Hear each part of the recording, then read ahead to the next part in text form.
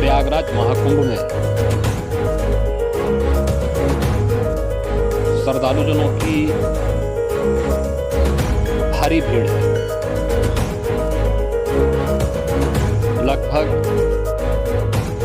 8 से 10 करोड़ श्रद्धालु इस समय प्रयागराज के अंदर मौजूद हैं।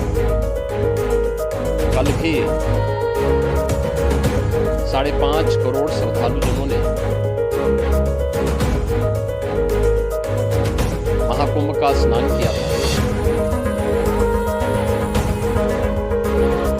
ये जो भारी दबाव श्रद्धालुजनों के कारण और श्रद्धालुओं के संगम लोच पर जाने के कारण वहां पर एक बना हुआ है, लेकिन पूरा प्रशासन मौके पे वहां मौजूद है। रात्रि को 1 से 2 बजे के बीच में अखाड़ा मार्ग पर, जहाँ पे अखाड़ों के अमृत स्नान के दृश्य बैरिकेड्स भी किए गए थे, वो बैरिकेड्स को भाग करके आने में कुछ श्रद्धालु मुख्य रूप से घायल हुए हैं। उन्हें तत्काल हॉस्पिटल में पहुंचा करके उपचार आदि की व्यवस्था उनके लिए की गई है। इनमें से कुछ श्रद्धालु गंभीर रूप से घायल हैं। लगातार प्रशासन स्थानीय स्तर पर श्रद्धालुओं के सकुशल स्नान कराने के से रात्रि को कल सायंकाल 6:30-7 बजे से ही मौनी अमावस्या का मुहूर्त प्रारंभ होने के बाद से ही लगातार लगा हुआ है।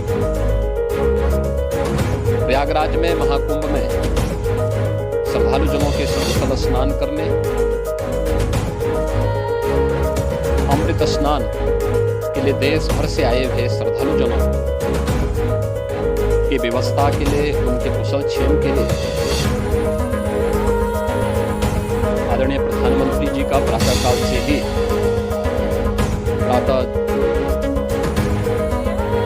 ही उनके लगभग 4 बार प्रधानमंत्री जी ने हालचाल लिया है। माननीय गृह मंत्री जी ने, माननीय राष्ट्रीय अध्यक्ष भारतीय जनता पार्टी श्री JP नड्डा जी ने, माननीय गृह मंत्री श्री अमित शाह जी ने भी, और प्रदेश की माननीय राज्यपाल श्रीमती आनंदीबेन पटेल जी ने भी लगातार जानकारी देकर के सभी के कुशल क्षेम और सकुशल स्नान कराने के बारे में निरंतर रिपोर्ट ले रहे हैं। हम लोगों की प्रातःकाल से ही श्रद्धालुजन जो भी आए हैं वे स्नान कर सके, इसके लिए यहाँ पे उच्च स्तरीय बैठक भी चल रही है, जिसमें मुख्य सचिव भी हैं, DGP हैं, प्रमुख सचिव गृह हैं, मुख्यमंत्री कार्यालय के अपर मुख्य सचिव के साथ ADG लॉ एंड ऑर्डर के साथ साथ अन्य वरिष्ठ अधिकारीगण मौजूद हैं। प्रयागराज में हालात वर्तमान में नियंत्रण में है, लेकिन भीड़ का दबाव बहुत बना हुआ है। अखाड़ा परिषद से जुड़े हुए पदाधिकारियों के साथ मैंने स्वयं भी बातचीत की है। आचार्य महामंडलेश्वरों से भी, पूज्य संतों के साथ भी मेरी बातचीत हुई है, और पूज्य संतों ने बड़ी ही विनम्रता के साथ इस बात को कहा है कि श्रद्धालुजन पहले स्नान करेंगे और फिर जब उनका दबाव कुछ कम होगा और वे सकुशल वहां से निकल जाएंगे, तब हम लोग स्नान करने के लिए संगम की तरफ जाएंगे। अभी पहले श्रद्धालुजनों को, क्योंकि देश भर से आए हैं, तो इसके लिए उन्हें सभी अखाड़े इसके लिए सहमत हैं और सभी लोग इस व्यवस्था के साथ जुड़े हुए हैं। लगातार इस दिशा में हम लोगों का प्रयास है कि जो अब तक प्रातःकाल से ही आपने देखा होगा, कल मैंने बताया कि कल लगभग 5.5 करोड़ श्रद्धालु कल महाकुंभ का स्नान किए हैं, और आज प्रातःकाल तक लगभग 8:30 बजे तक 3 करोड़ से अधिक श्रद्धालु स्नान कर चुके हैं, और ये लगातार जारी है। लेकिन संगम नोच पर, अखाड़ा मार्ग पर, नागवासुकी मार्ग पर लगातार दबाव बना हुआ है, और वहां पर श्रद्धालुजनों की सुविधा के लिए भी हर प्रकार की वहां पर प्रशासन पूरी मुस्तैदी के साथ लगा हुआ है। और इसीलिए मेरी अपील है पूरे प्रदेशवासियों से, पूरे देशवासियों से, वो सभी श्रद्धालुओं से सभी पूज्य संतों से भी कि अफवाह पर कोई ध्यान न दें, संयम से काम लें।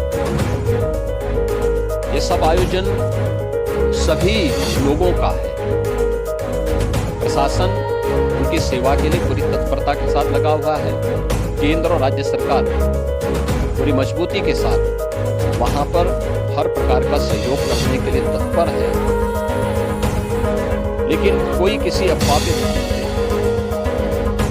कोई भी व्यक्ति नकारात्मक अफवाह फैलाने का प्रयास करेगा, उस प्रकार से नुकसान हो सकता है। और जहां पर हैं आप, लगभग 15 से 20 किलोमीटर के दायरे में अस्थायी घाट बनाए गए हैं। उसमें कहीं भी वे स्नान कर सकते हैं। आवश्यक नहीं कि संगम मोच की तरफ ही आए, क्योंकि भीड़ देखते हुए खासतौर पर जो बुजुर्ग हैं, बच्चे हैं, श्वास के रोगी हैं, उनको लंबी दूरी तय नहीं करनी चाहिए। और जहाँ पर हैं उस पर आराम से पहले स्थिर होकर के कार्य करें, वहाँ पर रह करके। और जो नज़दीक के घाट हैं, उसी नज़दीक के घाट में स्नान करेंगे। सब गंगा जी के ही घाट है, और गंगा जी के इस घाट में वही पुण्य प्राप्त होगा। ये मौनी अमावस्या है। मौनी अमावस्या में स्नान का महत्व है। संगम में स्नान का दबाव बहुत ज़्यादा है, इसलिए सभी लोग अगर वहाँ पे इसमें अपना सहयोग करेंगे तो सकुशल हम सभी श्रद्धालु जनों को वहाँ पर स्नान करने में सफल होंगे। और फिर अमृत स्नान के लिए पूज्य संतों से भी